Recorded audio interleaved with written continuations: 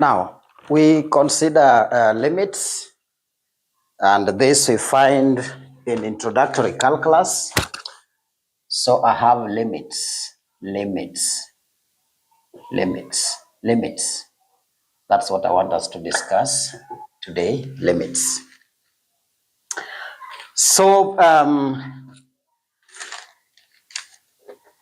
if you are familiar with what we loosely referred to as differentiation in high school, and then later we met its aspect that we refer to as integration, then collectively that we refer to as calculus. But then we talk about limits with the understanding that various functions behave differently.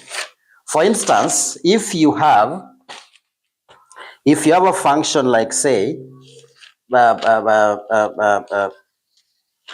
a function like, say, 2x plus 3. Yeah, that's a function. So a function, so we say f of x, let me just be more mathematical. We say if you are given a function f of x is 2x plus 3, then you are asked to find the limit of this function as x approaches 2. So mathematically, I would, let me just say, so if f of x is this, find the limit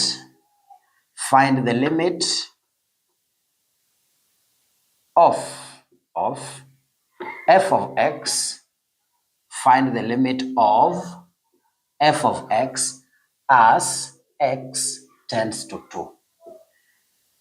Specifically, or more specifically, it can be written as the whole of this statement, we could write it as lim, to mean limit. Then here I say as x tends to 2 of the function that is 2x plus 3. What is it? Yeah.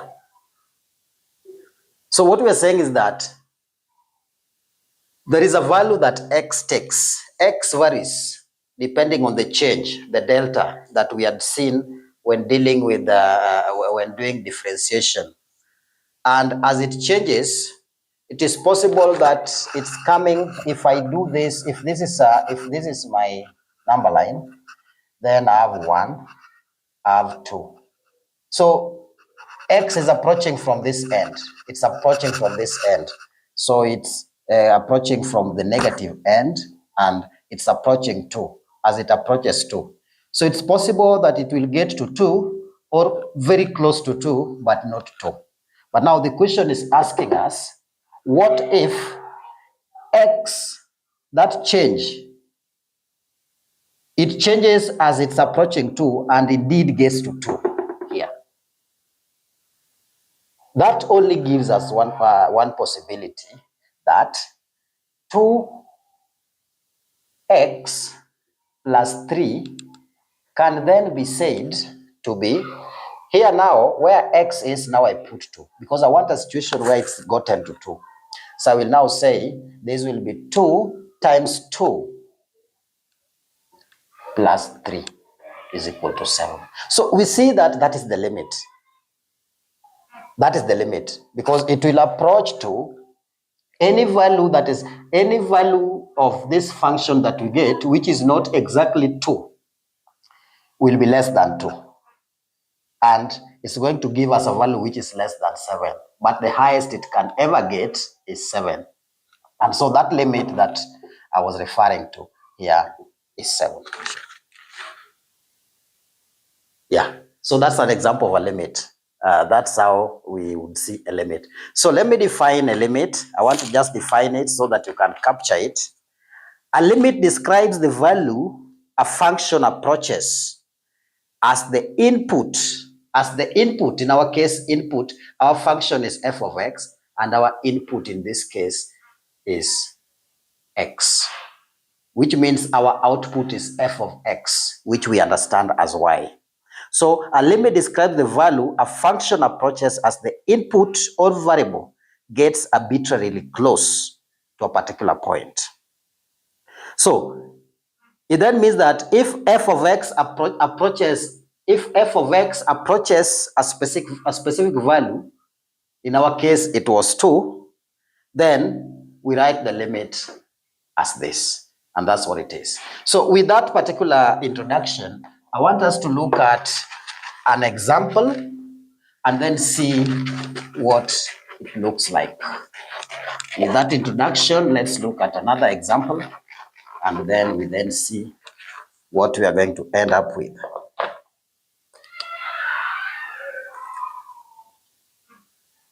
Okay.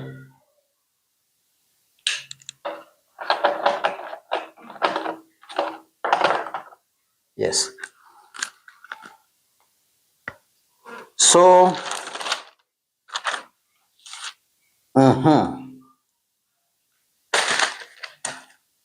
you are asked, or we are asked,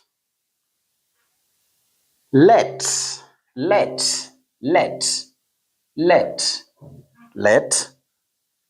f of x be x squared minus 1 all over x minus 1.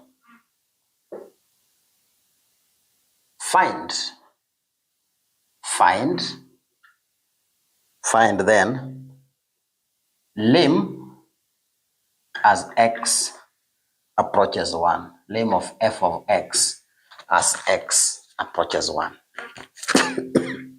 So that's what we have.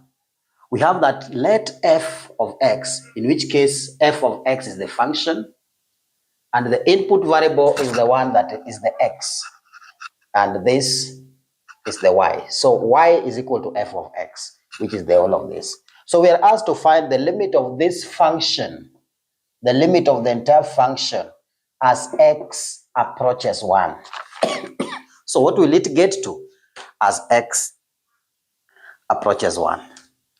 So first thing what we need to do is to simplify because we see that we have x here and we have x there. So my first step in my solution should be to simplify this. And I see that x squared minus 1 is a difference of 2 squares. This is a difference, this itself is a difference of 2 squares over x minus 1, which is equal to, I said it's a difference of 2 squares because you can express it using x plus 1, x minus 1 over then x minus 1. In other words, if you multiply, if this times this gives you x squared minus x plus x, that is 0, then minus 1. So in other words, the numerator can be rewritten as this. And what do I see now? I see that then I can cancel x1 and x1. And then that leaves me with x plus 1. So indeed, the entire function f of x, therefore, f of x is simply x plus 1. So I'm asked to get the limit as x tends to 1 of x plus 1. So in the event that x is 1, I'll be having the function f of x to be 1 plus 1, which is 2. And that's the limit. 1 plus 1, which is 2. And that becomes the limit of that particular function. So the main thing here is you need to understand what we mean by a limit. It means that as the input value approaches a particular value that is chosen, then that function can only attain a particular value. And that's what we refer to as a limit. And up to there, I want to stop that introduction as such. And this is just one of the examples that we have in our exercises column in our online school. And we give you an opportunity to practice with such kind of questions in our website. If you go to the exercise section, we give you an opportunity to exercise with such and then provide you with a possible solution. So through practice, you are able to master such kind. But this is just one of the examples that we have. So I urge you to visit us in our website if you are interested to expand your knowledge in mathematics and its applications in economics and finance. Now up to there, I want to stop and I ask you to meet me or follow me to my next video.